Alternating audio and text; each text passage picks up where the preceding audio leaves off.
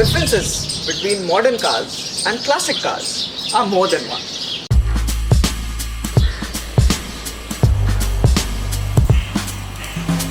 One is convenient, the other is joyous.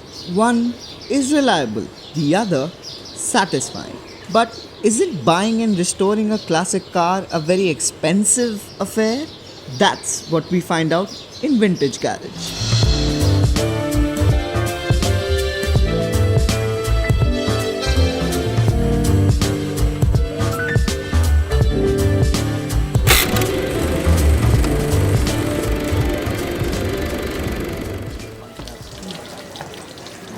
For my very first episode, I decided to go with someone with immense experience and equal levels of passion for vintage and classic cars. Meet Mr. Prithvinath Tagore. Apart from belonging to the great Rabindranath Tagore's lineage, he tastes tea and auctions them off for a living. But older cars is where he starts living his life. He is an advisor with FHVI, part of the FIVA, the co-founder of the Classic Drivers Club in Calcutta, and a fellow vintage car owner himself. So, Prithvida, what do we have here? Actually, it's a 1963 Fiat 1100 Super Select.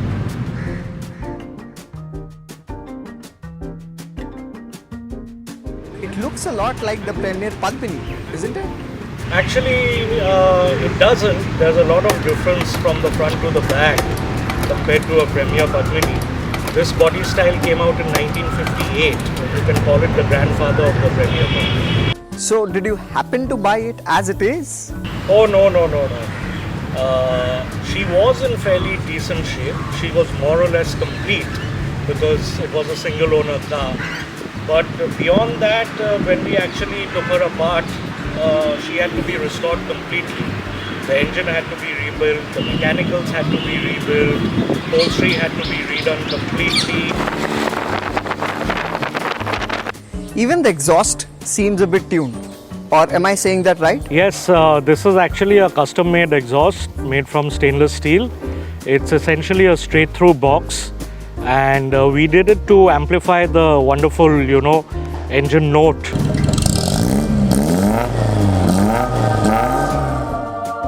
So, your Italian crush must have come at a cost, right?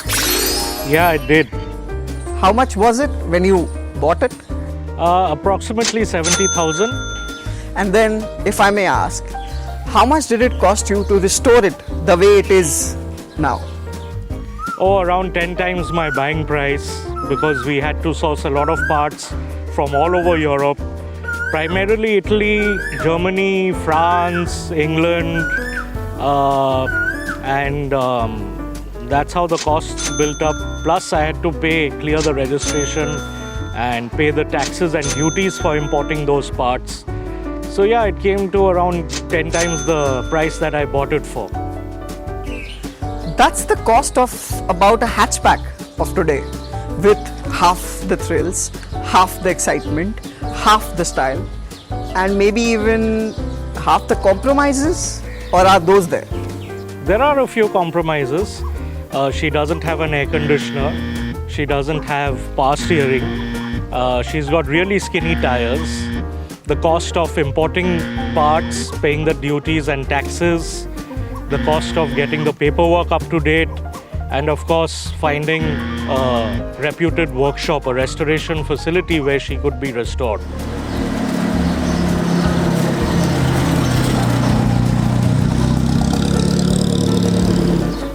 What about breakdowns? How many of those have you had, considering this is a 60-year-old car?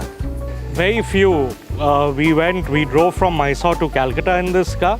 She didn't have a single breakdown, not even a flat tire. We drove for 56 hours. Nothing happened. We cruised on the highways, through towns, and there wasn't a single breakdown on the way. Today, however, she had an electrical problem, but not a mechanical breakdown. They're just minor electrical problems which tend to crop up from time to time. It must be expensive to maintain, right? Once a car, a classic or vintage car, is restored to a certain standard, and it's kept in good maintenance, it doesn't really cost that much to maintain and to keep it running. Plus, because she's got a small engine, she's quite fuel efficient, being a light car. So maintenance is not really something that is expensive, at least not in the case of this car. Is there a cheaper way to maintain and buy classic cars? In my opinion, you should look for a good and reputed workshop to take care of a restoration under one roof. If you have the know-how, the skills and the infrastructure support, you could attempt it yourself. But then I would strongly advise against fitting, localized parts which are not meant for your vintage and classic car or bike, because they will give you trouble somewhere down the line. And the final question for all our classic car enthusiasts out there who may not have a car but wish to own one someday. Any advice you'd want to give on how to get a new one? Speak to your friends, interact with your family, your friends. Chances are somebody knows where there's a car hidden or a bike hidden in a garage or in a family home that hasn't seen light of day in a long time. I think that's word of mouth is one of the best ways to locate a classic car or vintage car or bike. The other thing is that you could tie up with one of your regional clubs.